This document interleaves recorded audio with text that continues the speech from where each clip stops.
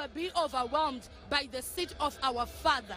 Be there to build him, to mold him, to tell him peaceful things, things that can build us as Zimbabwe, not to insult, not to degrade, not to segregate, not to discriminate. Be at your position as a mother of the nation. We love you and we say freedom is coming tomorrow. It has come.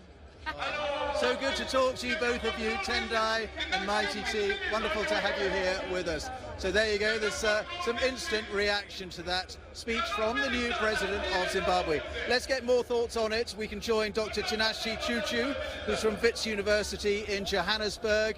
Watching and listening to that speech, what did you make of it? I think the speech was quite unifying, and if I may say, thank you very much for having me on the show. The speech was quite unifying because Zimbabwe has gone through so much and we might not have enough time to talk all about that. But when you hear a speech talking about people, just being Zimbabweans, there was no political party, no political organization, there were no groups. Today, people are just being Zimbabweans, and this effort wasn't attributed to any particular group. It was a Zimbabwean effort. And I think the speech tried to unify a very divided country. He also made a lot of promises. He said corruption would stop. He promised the elections would go ahead and that he would create jobs, jobs, jobs. I mean, he set out a program and he made a lot of bold promises, and, you know, it's a question of whether he can keep those promises. Okay, I think as to whether promises can be kept, that's going to be seen in due course.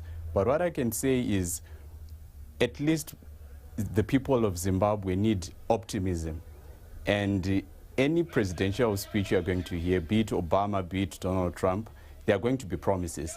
And I think we should give this a try. And my belief is the only way is up from where the country has been. And we'll see. Only time will tell us. He made one particular promise, which is quite interesting, to give compensation to those people who've lost property in the land redistribution program of Robert Mugabe. What, were you surprised by that? Funny enough, I wasn't surprised because that particular issue is what divided the people of Zimbabwe the most.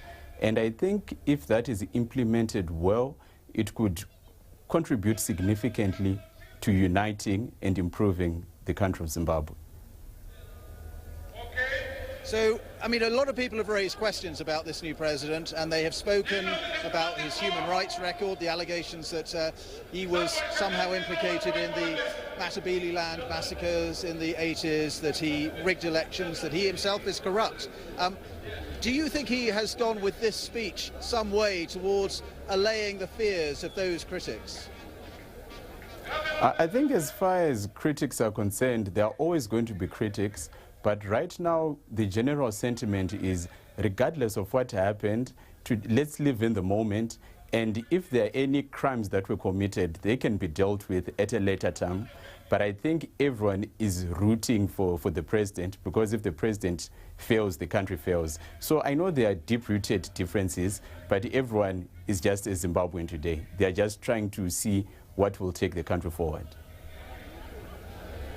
Okay, thank you very much for being with us, Dr. Tinashe Chuchu there from Johannesburg.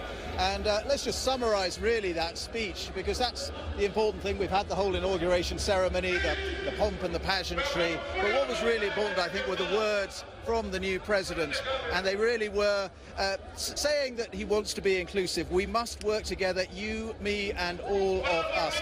And he was saying there doesn't need to be retribution or revenge. He was saying that really paying tribute to Robert Mugabe, as he said, the father of the nation, who had made an immense contribution. He said, let bygones be bygones. He also said jobs must be created in this country where